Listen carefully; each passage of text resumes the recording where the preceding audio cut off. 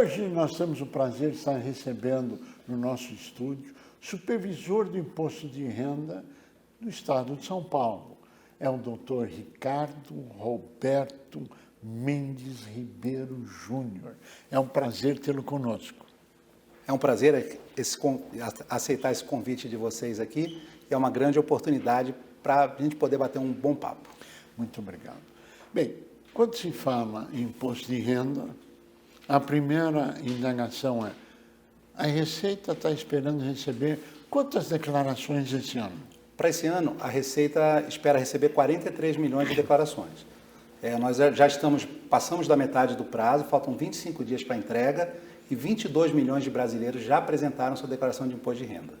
O grande temor chama-se malha fina. Conta para gente. O que é que tem que ser feito para não se cair na malha fina? A população se preocupa, o contribuinte se preocupa, mas a malha fina não é um bicho de 7 cabeças. A malha fina, ela vem para fazer com que o contribuinte ele consiga resolver algum problema que estava errado na sua declaração. Então, como que eu faço para não cair na malha fina? Primeiro, a minha primeira dica é usar a declaração pré-preenchida. A declaração pré-preenchida, ela não é garantia de que não vai cair na malha, mas ela facilita com que o contribuinte não caia na malha. Além disso, o contribuinte tem que ter toda a documentação da sua declaração para fazer. E aí, com base nessa documentação, ele vai preenchendo conforme a orientação. A declaração é bem fácil de ser feita, ela é bem intuitiva. Então, vamos colocar alguns fatos que fazem com que o contribuinte caia na malha fina. O principal deles é a omissão de rendimentos. Então, vamos tomar cuidado. Vamos verificar todos os rendimentos que eu tive. Então, eu vou colocar, inclusive, aquele rendimento do aluguel. Se eu tive um rendimento, se eu sou um motorista de aplicativo, eu vou colocar aquele meu rendimento. Também vou resgatar uma previdência privada, o rendimento do meu trabalho. Então, não posso esquecer nenhum rendimento. E, em especial, se eu tenho um dependente, a declaração ela precisa não só trazer os benefícios que esse dependente me traz, que são as deduções, mas eu preciso também trazer todos os rendimentos desse meu dependente, todos os bens dele também, para não ter problema de cair na malha fina. Esse ano tivemos novidades também a nível da tabela do imposto de renda. O que mudou? As condições de obrigatoriedade do imposto de renda, elas foram mudadas em função da mudança da tabela progressiva. A tabela progressiva ela foi uma de janeiro até abril e a partir de maio até dezembro ela mudou. Então, em função disso, os valores da declaração mudaram e também houve algumas atualizações nas questões de obrigatoriedade. As principais delas foram em relação aos rendimentos tributáveis. Então, para esse ano, só está obrigado a declarar quem teve rendimentos tributáveis acima de R$ 30.639,90. Então, esse é o número para esse ano, que já está com base na tabela corrigida. Além disso, eu preciso saber que não é só isso que obriga uma pessoa a declarar, são vários outros itens. Então, eu preciso olhar item por item para ver se eu me enquadro e estou obrigado a declarar. E bastou me enquadrar em um deles, eu não preciso ir para o próximo, porque se eu estou lá em um item, eu sou obrigado a fazer a declaração.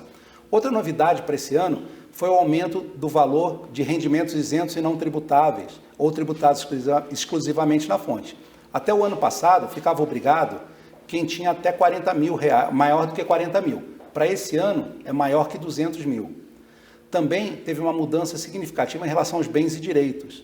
O ano passado, quem tinha bens e direitos acima de 300 mil ficava obrigado a declarar. Para esse ano já são 800 mil. Então, muita gente vai deixar de declarar, não vai precisar mais declarar porque já não vai atingir os limites. Para esse ano, como teve muita alteração de condições de obrigatoriedade, a Receita Federal lançou uma ferramenta muito importante, que é um dispositivo que você, no próprio site da Receita, pode verificar se você é ou não obrigado a declarar. A ferramenta já existia, é o chamado Pergunta para o Léo. Logo na primeira parte lá da página da Receita, eu tenho um leãozinho que, eu clicando nele, ele vai me trazer várias informações. E a primeira dela é se eu sou ou não obrigado a declarar. Aí, eu respondendo perguntas simples de sim ou não, ele vai dizer se eu sou ou não obrigado a declarar. Então, utilize essa ferramenta para saber se você está ou não obrigado a declarar. Existem situações onde a pessoa recebe a informação do banco que ele tem a pendência e como é que faz? Como é que ele resolve? Ele tem a pendência, ele ganha 2 salários mínimos, teve uma pequena diferença, tem que pagar o imposto, não tem? Por favor, fale um pouco a respeito. Essa é uma questão que também foi muito trazida, né? Que muita gente ficou pensando que pelo fato de ganhar 2 salários mínimos não estava obrigado a declarar, né? Mas não é isso. Eu preciso ver durante o ano inteiro, porque muitas vezes eu tive um ganho maior, algum valor que eu recebi, então eu preciso olhar lá aquele valor de R$ 30.639,90.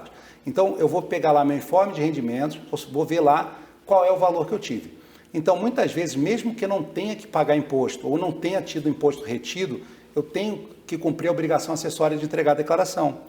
Então eu vou olhar lá as condições de obrigatoriedade e apresento a minha declaração. Por quê? Porque se eu era obrigado a entregar e não entreguei dentro do prazo, posteriormente eu vou ser cobrado a entregar essa declaração, vou ter multa por atraso. Então, muito cuidado com isso. Então, vamos sempre olhar as condições de obrigatoriedade para verificar se eu preciso declarar ou não. Não vamos pegar aquilo, eu ganhei menos de 2 salários mínimos, ganhei mais de 2 salários mínimos. Esse não é uma condição de obrigatoriedade. Então, vamos lá verificar se realmente precisa entregar para não ter essa pendência depois. Muitas vezes o banco informa que a sua declaração tem alguma pendência, então vamos evitar isso e verificar exatamente as condições. Bem, existe, quando se fala do mundo empresarial, dos pequenos negócios, uma confusão fiscal. Pessoa física, pessoa jurídica. Quais são as consequências disso ou como evitar os grandes problemas? Porque é muito comum, né, o pequeno, o micro e o médio empresário fazer algumas vezes confusão entre pessoa física e a jurídica. Então, a gente precisa ter bem em conta o que é a pessoa jurídica e o que é a pessoa física. Então, a pessoa jurídica, ela é uma entidade, ela tem uma personalidade, e a pessoa jurídica, ela tem o faturamento dela, tem as obrigações dela, e a pessoa física não se confunde. Muitas vezes, eu tenho uma empresa pequena e só eu trabalho naquela empresa, mas eu tenho que separar bem o que é da empresa, o que é da pessoa física. Então, se eu tenho um rendimento da empresa, eu não posso confundir com uma pessoa física. Então, eu vou declarar esse rendimento na pessoa jurídica. Se a pessoa jurídica me pagou um salário, me distribuiu um lucro, eu vou lá e vou declarar isso na minha pessoa física. Então, são obrigações distintas, né? E caso eu faça uma confusão, fica difícil depois. Depois eu posso ter prejuízos por essa confusão, porque eu não sei o que era patrimônio da física, o que era patrimônio da jurídica. Posso ter prejuízos, posso ter multas, posso ter fiscalizações, então vamos evitar isso. Um exemplo muito prático disso é em relação ao plano de saúde empresarial. O plano de saúde empresarial, ele é um plano que é contratado pela empresa e a empresa efetua esse pagamento. Só que para ele ser dedutível na pessoa física, é necessário que a empresa seja ressarcida esse valor pela pessoa física. Então é fundamental verificar isso, que se você fez esse pagamento desse plano de saúde na pessoa jurídica, ele não é dedutível, a não ser que você ressarça esses valores para a pessoa jurídica. Então é importante fazer isso. E também, muitas vezes, não misturar a conta corrente sua, da pessoa física com a jurídica para evitar problemas. Sempre tem uma forma lá de você verificar essa separação. E é importante. E vamos dizer de novo, mesmo que você seja um MEI, um microempresário, um pequeno empresário, você tem que separar as obrigações da jurídica, entregar as declarações da jurídica, cumprir as obrigações, pagar os impostos da jurídica. E agora, até dia 31 de maio, verifica lá se você é ou não obrigado a declarar, se você tem que preencher a declaração e preencher com base nas informações que são da pessoa física. Bem, ultimamente se fala muito em criptomoeda, em criptoativos, etc. Como é que a Receita Federal hoje encara esses ganhos? Ou tem que ser declarado ou não tem que ser declarado? Para esse ano, nós tivemos uma grande mudança para os criptoativos na declaração. Então, quem tem criptoativos, esse ano vai precisar discriminar qual criptoativo que tem. Além disso, além de falar qual tipo, se ele tem uma stablecoin, uma altcoin, ou até um Bitcoin, se ele tiver em sua propriedade, ele vai discriminar qual que é, a quantidade que tem. E uma informação importante para esse ano é se você custodia esse criptoativo ou se você tem alguma exchange, alguma corretora cuidando desse seu criptoativo. E no caso de você ter uma corretora, uma exchange custodiando seu criptoativo, obrigatoriamente você vai ter que colocar o CNPJ dessa exchange na sua declaração. Então, essa é uma novidade para esse ano. Então, muito cuidado. Como é que fica a grande questão de pensão alimentícia? O Supremo Tribunal Federal teve umas decisões. Como é que isso é encarado? Que nós estamos aqui no finzinho do nosso tempo. Então, tá bom. A pensão alimentícia, o Supremo Tribunal Federal considerou ela como isenta do imposto de renda.